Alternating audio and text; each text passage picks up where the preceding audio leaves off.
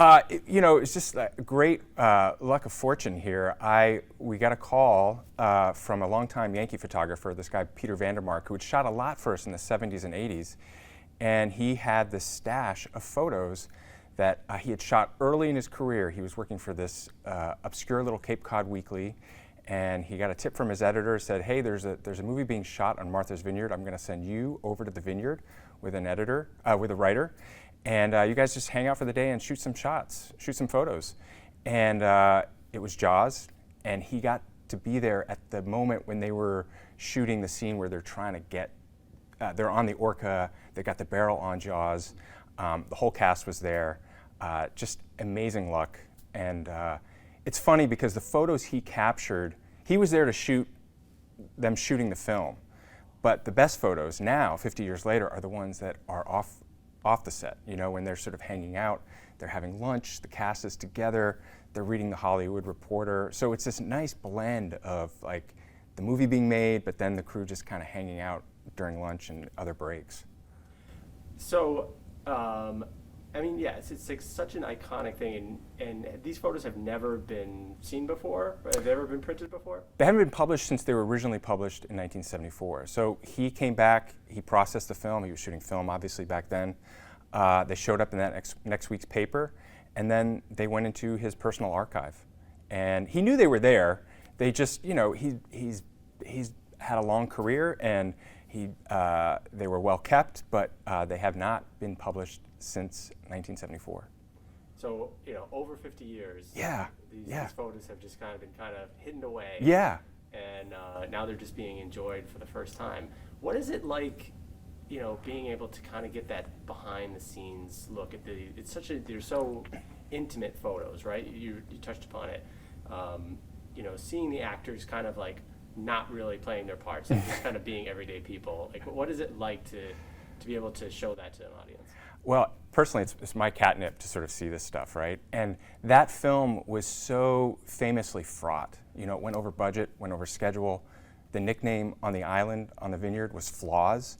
There were clashes between cast members. There's, Robert Shaw, who was famously ornery and competitive, would constantly challenge Richard Dreyfuss to climb up the masthead of the Orca, and he kept offering more and more money each day till Spielberg finally shut it down.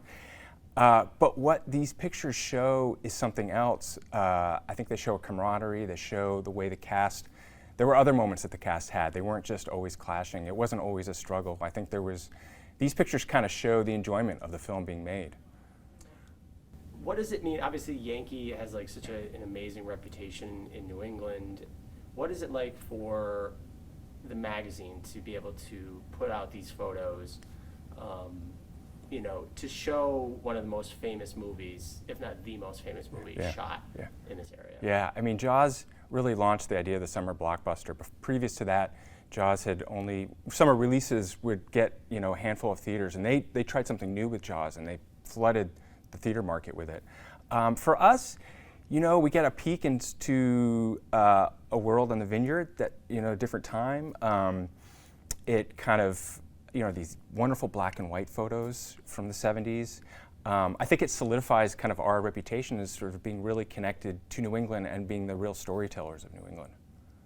I mean, yeah. What do you want your viewers, your readers, to get out of these photos? I guess I want our readers to appreciate the work that went into making this film. It's sort of the idea that the Vineyard was home to this incredible landmark film. I mean, it's arguably the most rewatchable film in film history, right? I mean, you could turn it on and you're sucked right in. And this happened right in our backyard. It's right there. And these photos just sort of document that and cement that sort of the Jaws legacy and the importance New England has had in sort of in its connection to Jaws. Obviously, massively iconic film. It's turning 50 this year. Yeah. There's going to be a celebration on the Vineyard. Like, how do you wrap around what was it like to be able to print these photos and give an audience this amazing kind of like behind the scenes look? It meant a lot to me. You know, it's funny, we get a lot of calls, you know, cold calls from people who have a story idea, right, that they think would be great for Yankee. And this one was, I got the email and I sort of had to read it a couple of times to make sure I was reading it correctly. And Peter is a wonderful person. He's a wonderful photographer. I love the idea that we get to celebrate his legacy and the career he's had.